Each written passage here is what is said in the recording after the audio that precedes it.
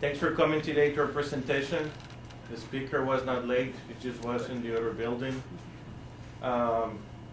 Before we start, just remember house rules, put your cell phones on silent, keep conversations to a minimum, and hold your questions until the end.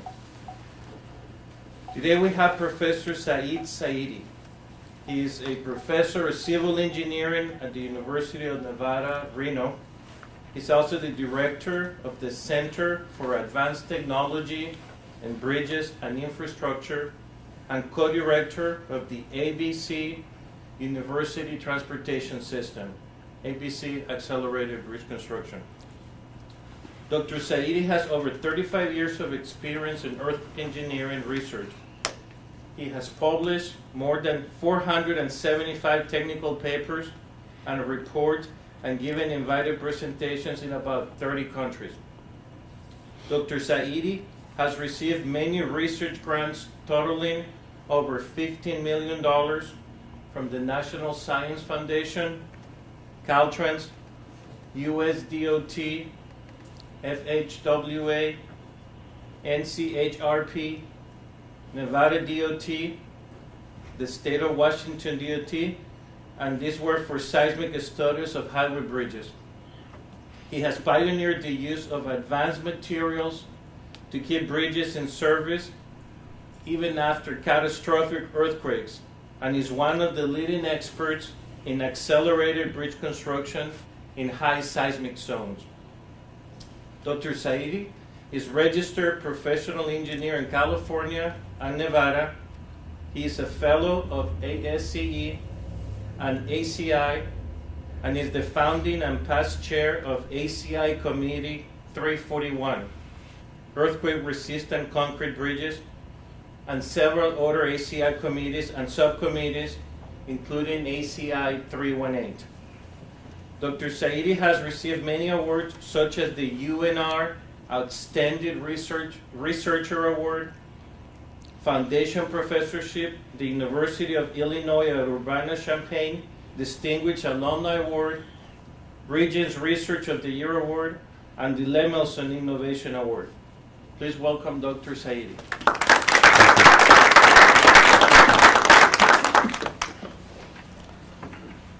Good morning, everyone. I'm sorry I was in the wrong place.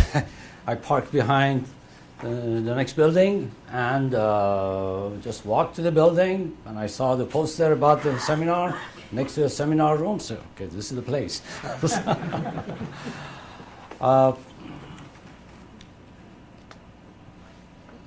As the title implies,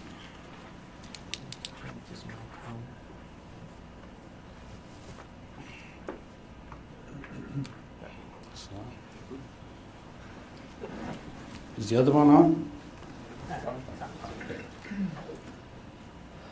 As the title implies, I'm going to talk about something about bridge earthquake resiliency and tie it to ABC, Accelerated Bridge Construction. And what I'm going to talk about is a summary and highlights of many research projects involving many graduate research assistants and postdocs. So here's a list of students who have been involved in the projects that I will be discussing. And the funding has come from a variety of sources for these projects. Now, you all know your geography, but just a refresher, Reno is not that far from California. I think that's why many of my research projects have been related to Caltrans interest, and I've been delighted to be able to work with Caltrans engineers and learn from them. Our laboratory, we have two laboratories. For those of you who haven't been there, you're invited to visit us. We have the largest multi-shake table facility in the United States, and the second largest in the world after Tongji University in Shanghai. And this is our team. This is our team of researchers, the faculties, and some of the research engineers that we have. Now let's talk about modern concepts in bridges. Now, quite simply, we can talk about novel materials, and we can talk about construction approach, which are novel. And I take a position that ABC is a novel construction approach. So indeed, it's an innovative way of dealing with bridge engineering. But we also have innovative materials, novel materials that we are dealing with. What drove me is in using novel materials, and my interest in that was the fact that we have been so focused on performance during earthquakes, so that we want to make sure that the structure will not collapse.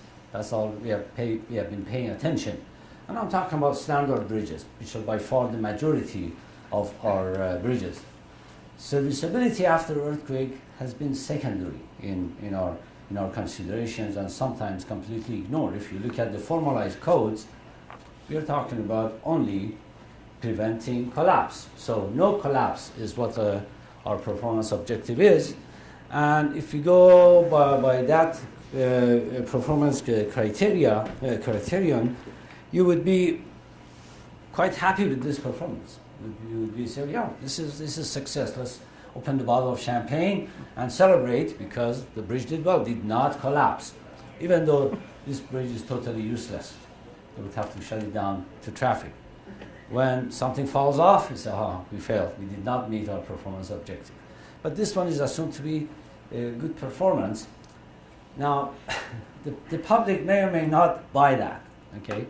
The public expects a lot from engineering, the engineering profession. We have our reasons for considering to be an acceptable performance. But altogether, there are issues when you have a bridge that looks like this after the earthquake, even though the superstructure did not collapse.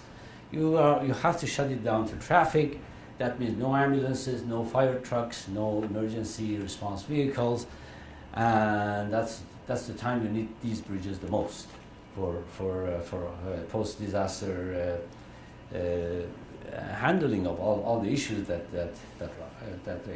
are raised. And of course, there's major economic impact. If you have a strong earthquake in Oakland and lose 15, 20 bridges, or you have to shut them down to traffic even though they don't collapse, it's going to have a lot of impact on the port facilities, on the import-export. There are local implications and even regional and global. So what do we do? What are we thinking now? What's the new thinking? So, well, it's not that we have been completely ignorant of what happens to earthquakes, to bridges after the earthquake, but we have only looked at critical bridges in that respect.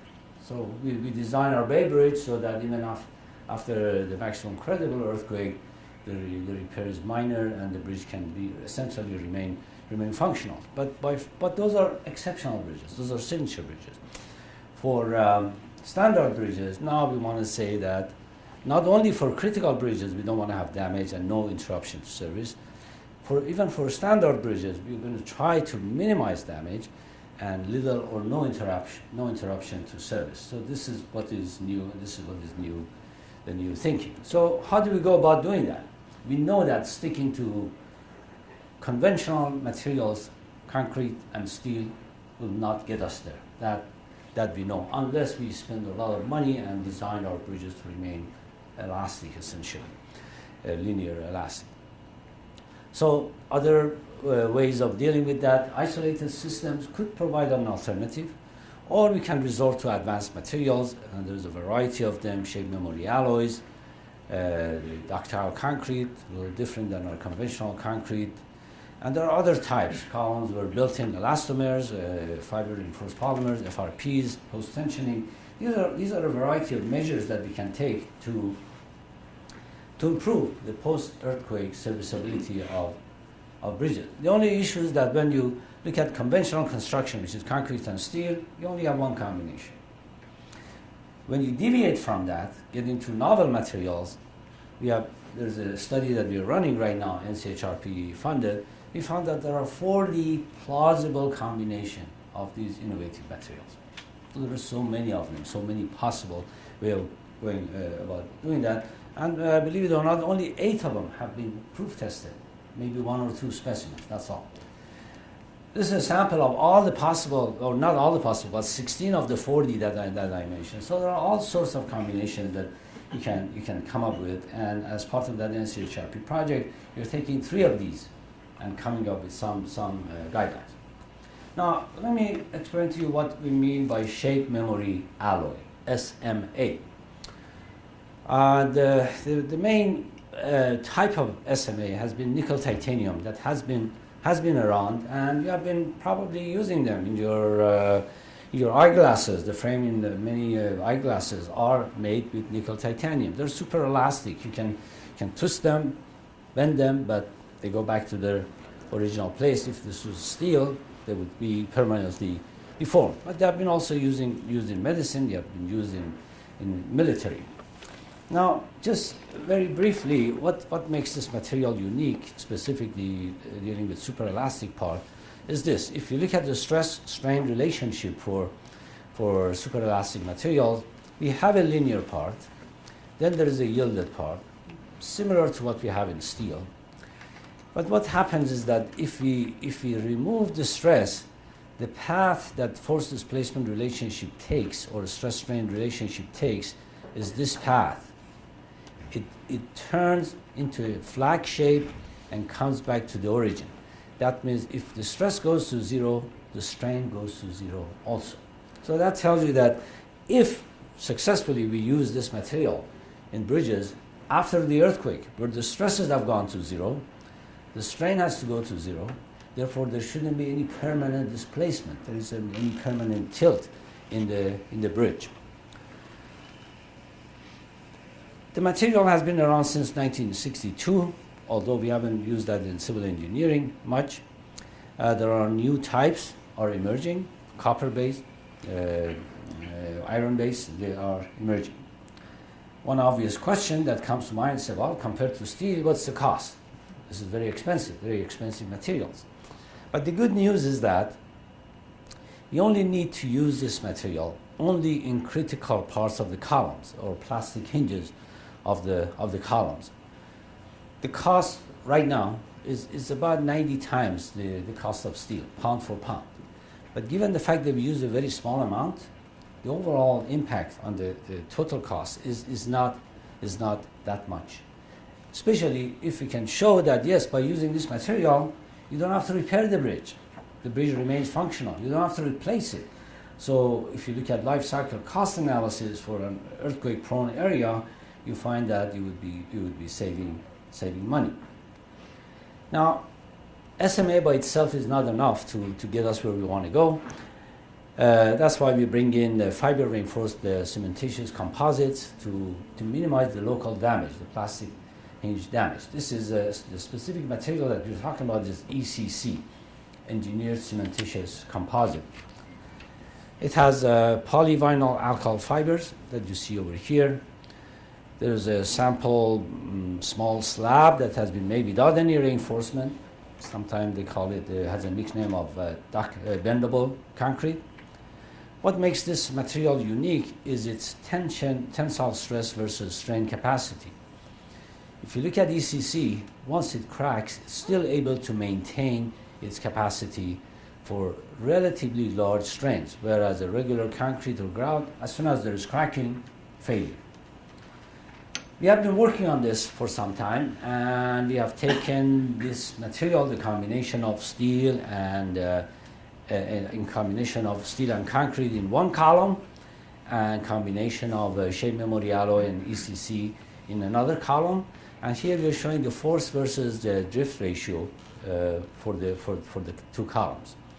The conventional reinforced concrete, this was well designed, met the current code. It did well, good energy dissipation, but the crossing of these lines with the horizontal axis comes with some permanent drift. Whereas if you look at the SMA-ECC combination, you see that you're maintaining that flag shape response, and the crossings are very small, just to show you the kind of damage that we get when we use ECC. Here I'm looking at 3 columns. This one is conventional. This one has SMA-ECC. And this is somewhere in between, has SMA but has a regular concrete. So if you look at the damage after 10% drift, which would correspond to extreme earthquake. Okay. Here we actually had fracture of the bars during the second cycle of 10% drift. With SMA ECC, we went past 12% drift, and only 14% we had fracture of the semi bars. And this is the damage. So if you go to the, after the earthquake, after applying that drift, this is how these columns look like. So if you go to the bridge side, and this is what you see, that the columns are standing upright, and you have some minor crack, you may say, yeah, we can keep it open to traffic, at least to emergency response vehicles. Now, so that's as far as using novel materials, the snapshot of using some of the novel materials. Now, let's talk about the ABC, the construction, a novel construction method. Now, I'm preaching to the choir. Many of you are aware of the advantages of ABC. The bottom line, as the title implies, is that we want to deliver faster. We want to deliver the project faster. That's really the driving force. But there are a lot of side advantages. We can have better quality construction and probably more durable material. Also, because of the shorter duration of construction, less problems with respect to work zone safety. It does require some precision. It does require a lot of planning. And the connections in seismic areas are particularly critical when it comes to ABC. That's something that only recently we have begun to generate information in the past few years. Now, why high seismic zones matter when it comes to ABC? The issue is connections. So under seismic loading, if you look at the two columns here, we have essentially oscillating load forcing the structure back and forth. So these connections have to undergo large deformations. We are going to have plastic hinging in the columns, but we have to make sure that we maintain the integrity of the structure. That's why connections are so important.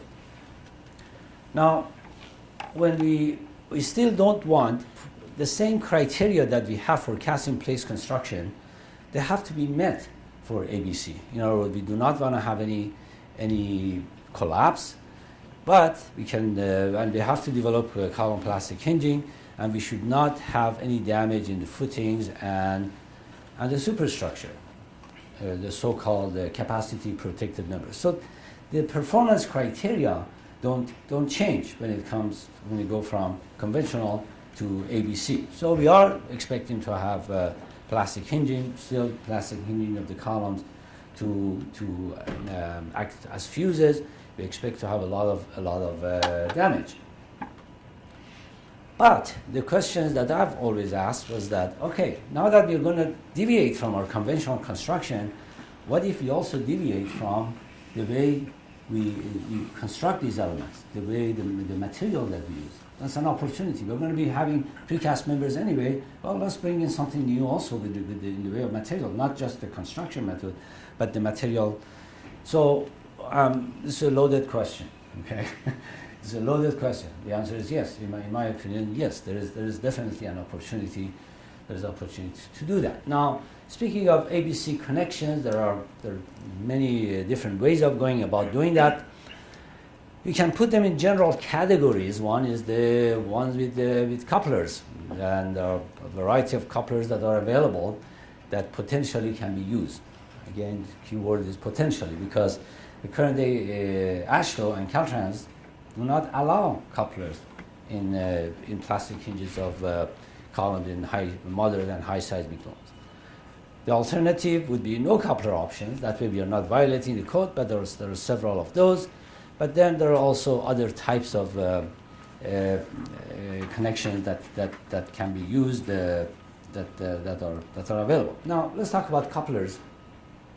The mechanical bar splices, or also that's another way for them. They have been used for a long time, even in California, in superstructure. We have been using them. There are grouted sleeve couplers, there are headed bar couplers, they're used all the time. The only issue has been their use in plastic hinges of columns, or in the case of ACI, they would look at both beams and columns. Now, if we look at this table summarizes what is allowed and what's not allowed. Ashto, these couplers are not allowed in plastic hinges of SDC C and D, moderate and high seismic zones. In Caltrans, there are two types of couplers that are defined, service and ultimate. Regardless, neither one is allowed in plastic hinges of columns. And ACI, there are two types that are identified. There's one type that is indeed allowed in buildings, of course.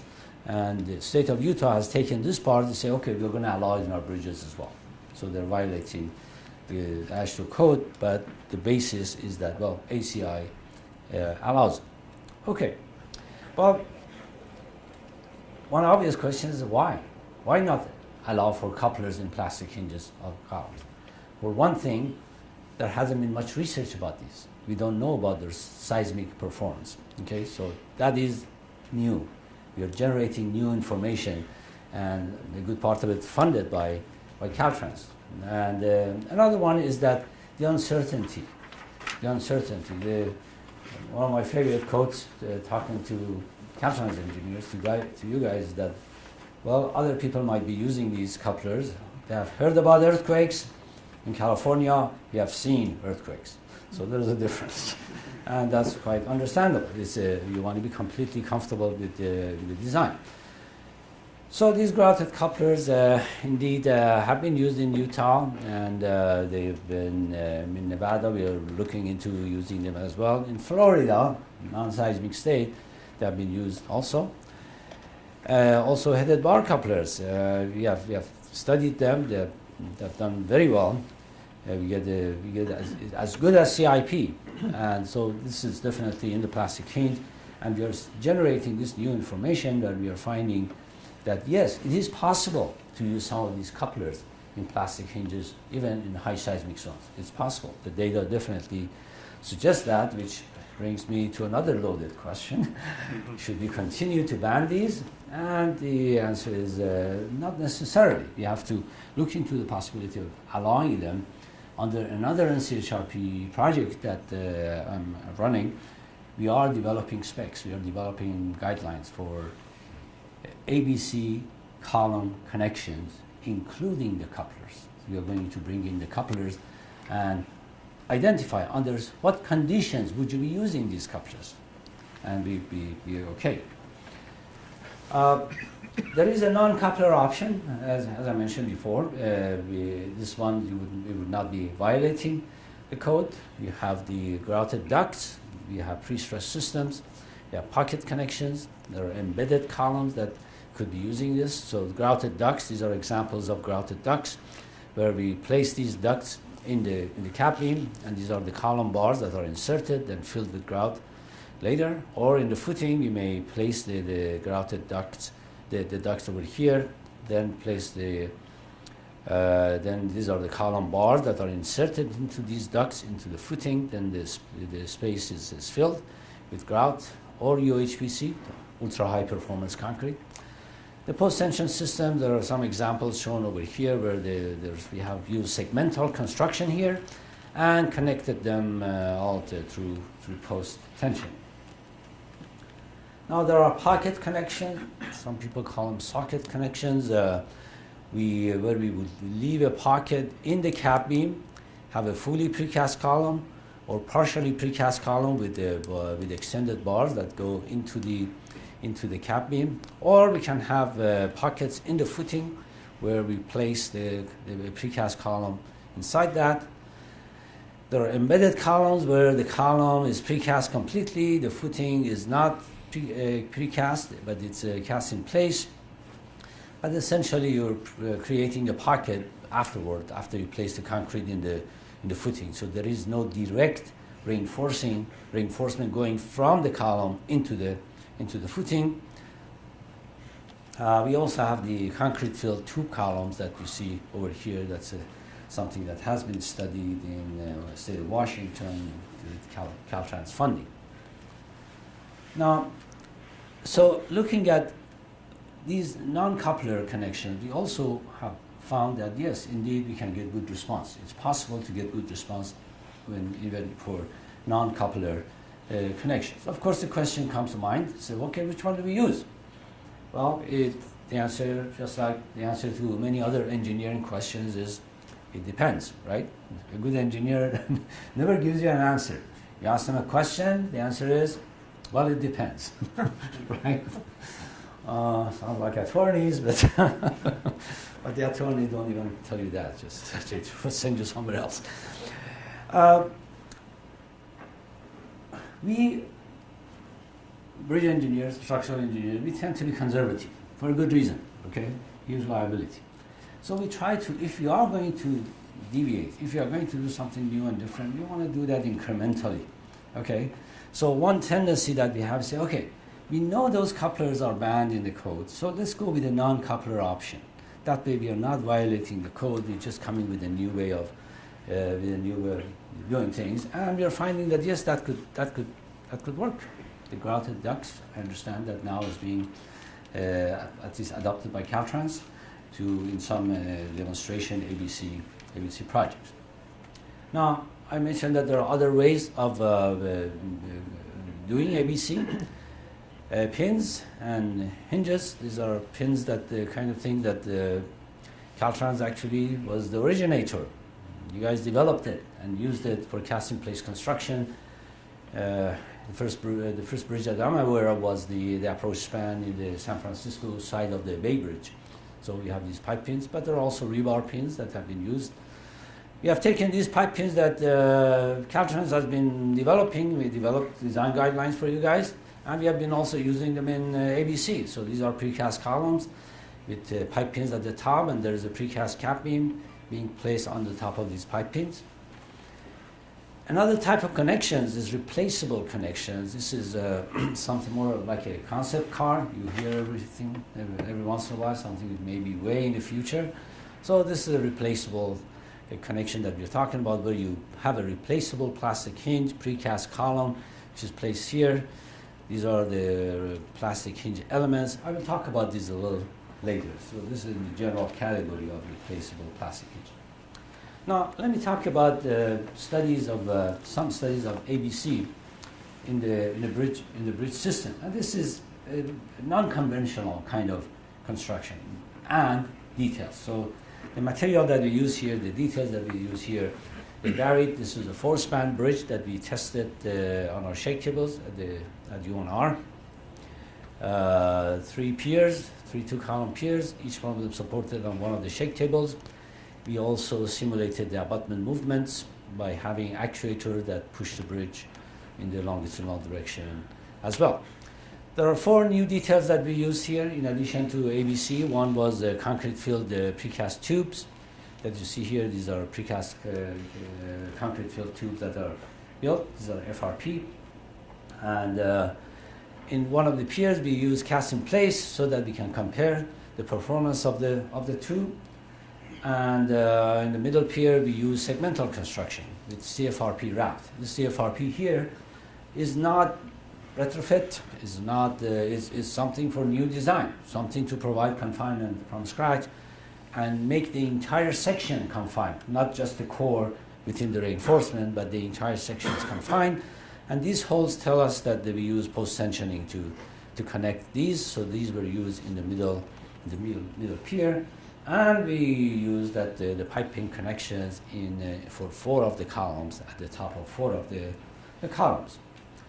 So this is just a summary of these 4 items. They all built on previous research, previous component research. So the concrete field GFRP tube we had studied those as individual columns at UNR and Florida International University. The concrete filled tubes so were used. The pipe pin tube had been studied. Also CFRP wrapped, again the columns. We had tested those individually before.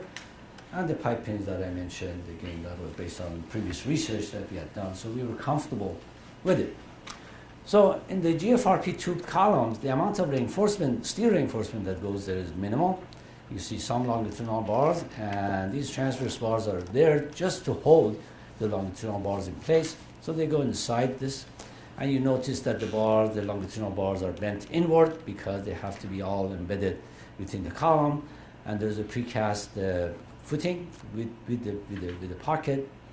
So these are the precast columns that are placed in those pockets in the footing. So that was in one of the piers. In the segmental pier, we had these segments that were wrapped with CFRP, again to confine the entire section, so at the joints we would not have spalling of concrete during the earthquake. This is the bed placed on its side, placed sideways. So you see the post-tensioning rod that is coming, but then everything is assembled together, and the whole pier, in this case, is lifted to be placed on the shake table. I'm going to show you a couple of videos here. So this one shows that 4-span bridge. The piers are supported on 4 shake tables, on 3 shake tables. The steel frames that you see here, they are just our catch system. They're safety frames. They have no role in the bridge. They're there in case the bridge collapses. They don't fall on the table. They don't damage our equipment. This is the abutment seat. It's connected to an actuator, which is right here. So during the earthquake, you're going to see movement in this area in the longitudinal direction as well.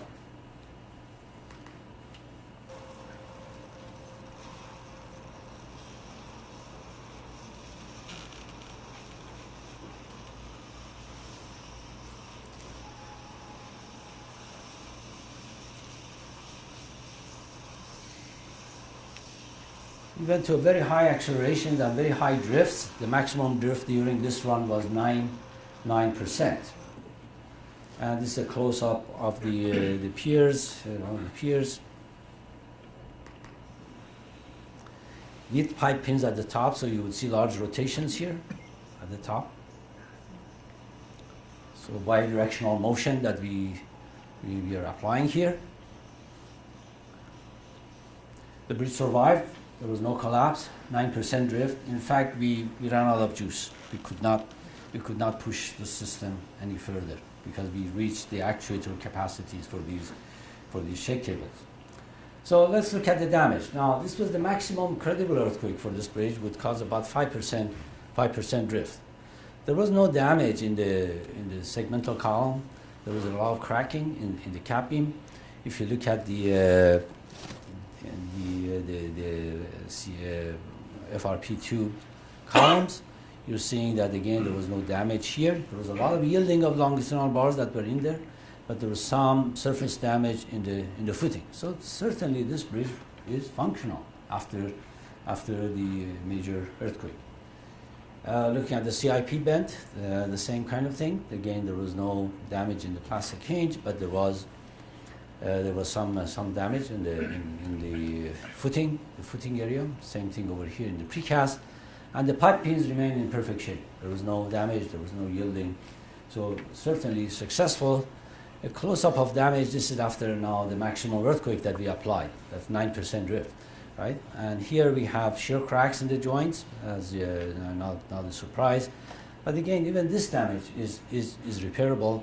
There's certainly no damage in the plastic hinges or at the junction of the segments. After the earthquake, we decided to remove the FRPs to examine the condition of concrete and steel.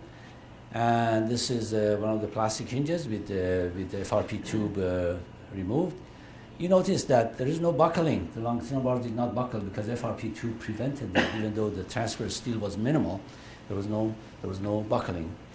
In the plastic hinge of the one with the FRP, the CFRP, again there was spalling, but no buckling of the reinforcement. And this is the other plastic hinge. It was essentially intact. So this is certainly we saw that these innovative materials can indeed keep the bridge in service after the earthquake. Not only prevent collapse, but keep the bridge in service. Now, let me talk about the deconstructible bridges. These are the kind of thing that goes beyond ABC, meaning that not only we prevent collapse during the earthquake, we also prevent damage or minimize damage, but we take it one step further. We make it so that the bridge can be disassembled and taken somewhere else if it needs to be, or if there are some plastic hinges that are damaged, we can take them out and replace them. Part of the reason we are looking at the DFD, or design for deconstruction, is sustainability. 6% of CO2 emission in the world is coming from a single source. This was amazing to find that the cement factories are the cause of 6% of CO2 emission in the world. So if we can stop wasting our cement or concrete members, somehow reuse them, that could reduce the usage of cement, and that could have an impact. Again, I don't expect this concept of something that we're going to design, disassemble, and reuse is something that we would implement next year or the year after. You can think of this more as a concept cars. Remember those concept cars? You see them on the internet and they never get built. Okay, but they look good. I hope we are doing more than that. I hope at some point in the future we begin to have enough research. Right now, this is just a limited research. We have enough research so that we can change our paradigm, look at our construction in a different way so that it can be reused, and whether it's buildings or bridges, it doesn't matter. We are very methodical in this project. This is a project funded by a National Science Foundation. We began to developing these plastic hinges. We developed the connections so that they can be undone. We tested these in individual columns, disassembled, reassembled, made sure that they work individually. Then we implemented them in a two-span bridge. So that was the process that we used. There are two, or I guess you might call three types of the elements that we developed. One is uses rubber. So these are the same kind of rubber that you use in base isolation, except that the way we use it, we don't want any shear deformation. We design them to deform in flexion. They're replacing concrete for us, as opposed to in base isolation system, they're designed to move in shear, to deform in shear, so that they can increase the vibration period of the bridge, reduce seismic forces. But in our case, it's exactly the opposite. So we prevent shear deformation by having this central piping. These are, they have, again, the details were developed actually they were built by DIS, is our local firm actually. That's one of them. So they're shimmed with steel, with steel plates, so that we avoid bulging, excessive bulging. Another type of this prefabricated plastic hinges is what you see over here, where we have some holes that we place so that we pass the bars later, but there is ECC that we place around this and fill it with ECC. So the cross section of this looks like what you see over here. Again, we put that central piping to avoid shear deformation. Also, this central piping is welded only on one side because we don't want any flexural contribution from the central piping. What goes into those holes in all the components, one is the nickel titanium shape memory alloys that you see over here. And the other one, as we started this project, there was a new generation of SMAs became available, not on the market, but from the factories in Japan and from researchers. So we decided to use them in one of our bridges. This was a copper-based shape memory alloy that we also incorporated in two of our plastic hinges. The advantage of this material is that it is a lot cheaper than nitinol. It's 90% cheaper. Okay, so pound for pound is 90% cheaper, but still emerging. Okay, we are not ready to use them. They're not available in the market. They have small bars that they have developed. They're still working on that. We have asked them to increase the yield stress for us and change some of the other properties. So looking at the details of the column, this is how they look like. In the footing, we have these dowels, and we have these embedded couplers.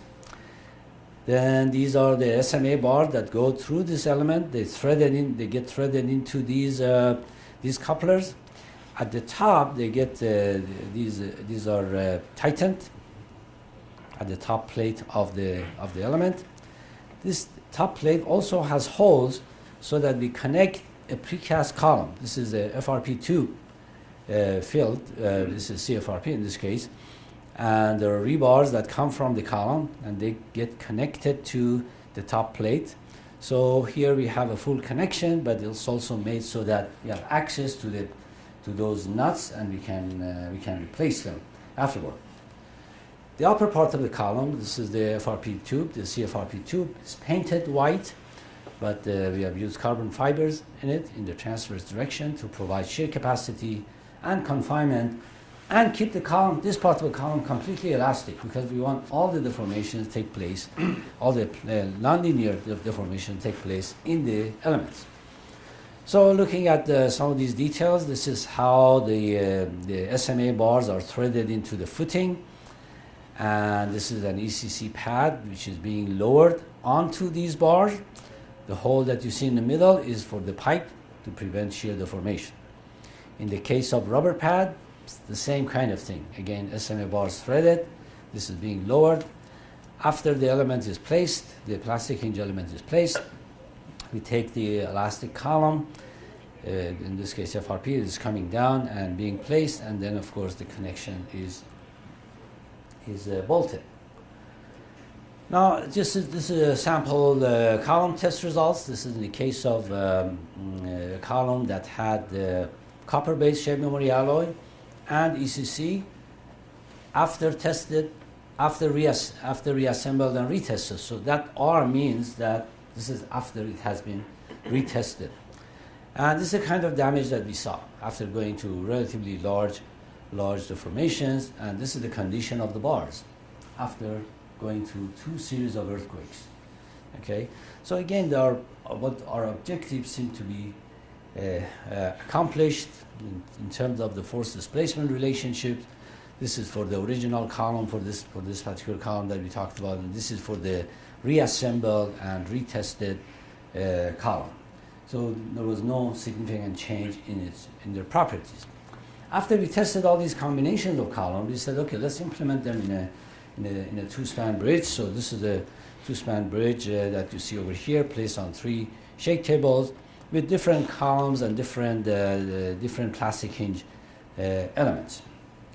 Now, you talk about ABC. Let me see how you like this one. This is time lapse, of course. So this is assembling the original bridge, and we put these extra masses, extra blocks on the top, with post-tension superstructure to get the inertial force in. So this was tested a lot more extensively than what you saw. Then we're disassembling this.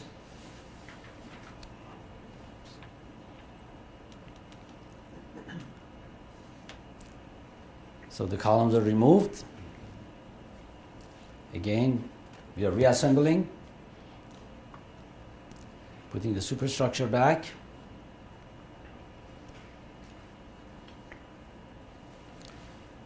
And post-tensioning and putting the blocks. And this time we kept pushing the bridge until there was some failure, because we weren't going to repeat the test again. This is after the second test. Now the bridge was being disassembled. So this is the original bridge. I'm going to show you the video clip of the 6% drift test, the original bridge.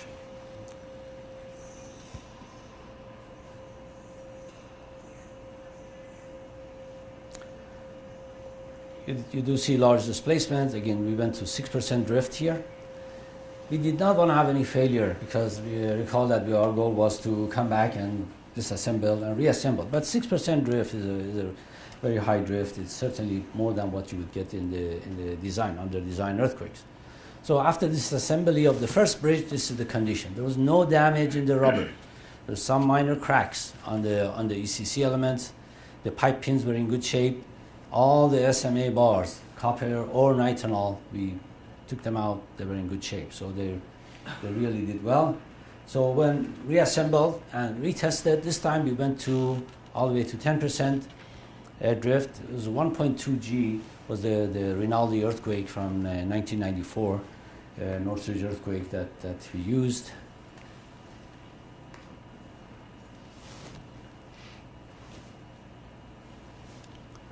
was done about a year ago. This is the last test that we did.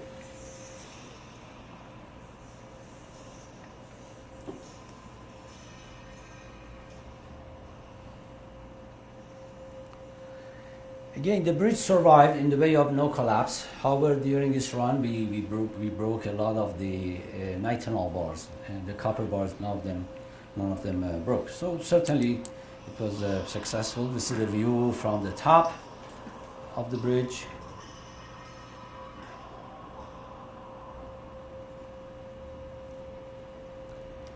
You would see that this bridge is relatively flexible. This is because we had pipings at the top, and we really did not design for stiffness, much for stiffness. There are no design guidelines for this kind of bridges. We are trying to prove a concept. That was really the intent. So the bottom line here is that yes, it is possible to deviate from our comfort zone of using conventional materials. It's possible to we are deviating from our comfort zone by going to ABC, okay?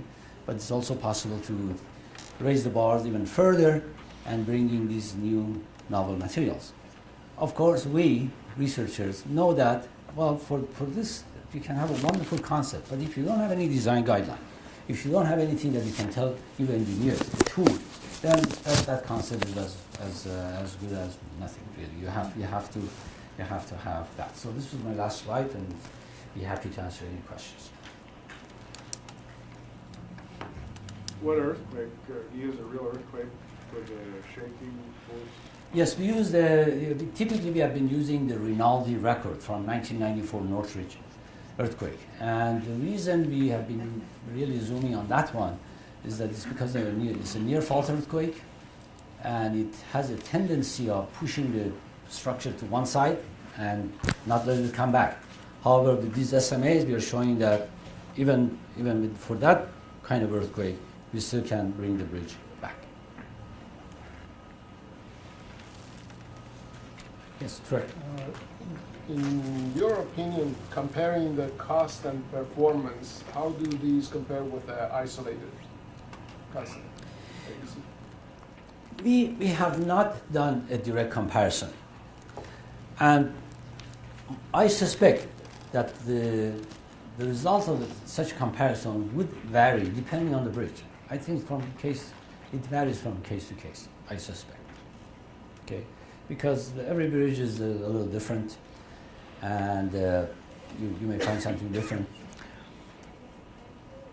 In the way of nitinol, let's say nitinol is very expensive right now. It's very, very expensive because there's no market for it, for the nitinol bars. Okay, for wires, yeah, the market has been around for a long time. For nitinol bars, there is only one manufacturer who makes number 10 bars, and they do that only specific for our projects and a project where in Seattle, Washington, we are actually implementing this SMA ECC in one bridge in downtown Seattle under construction. Okay, so they manufacture that, but so the price is high because the volume is not there. Now, let's say that you're going to have a bridge with 20 spans and lots of material that you would need. I'm sure that manufacturer would drop the unit price. So it does vary depending on a case-by-case basis, I suspect. Saiidi, how does it change the period of the structure compared to the old material? Does it increase the period? Yes, or? yes, it does. It increases the period by about 20%. So that has a lot of ramification. Lower forces, but larger displacement. So it's something that you have to check to make sure that those larger displacements do not cause problem somewhere else, like in the abutments or somewhere else. So it's something that one has to look at. That is really, for these materials to be used successfully, we have to have a holistic approach. In other words, look at, okay, great, we are keeping the bridge serviceable with respect to plastic hinges, no damage, and these columns have very large drift capacity. But what does that do to the rest of the bridge? We have to ask ourselves and address that.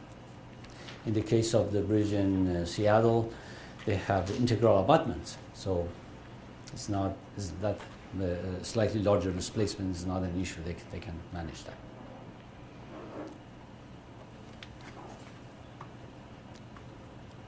Any more questions? Well, on behalf of the education community, we thank Dr. Saiidi. We have a certificate of appreciation Thank you very and much. a book, 100 Years of Progress. Oh, great. Thank you very much.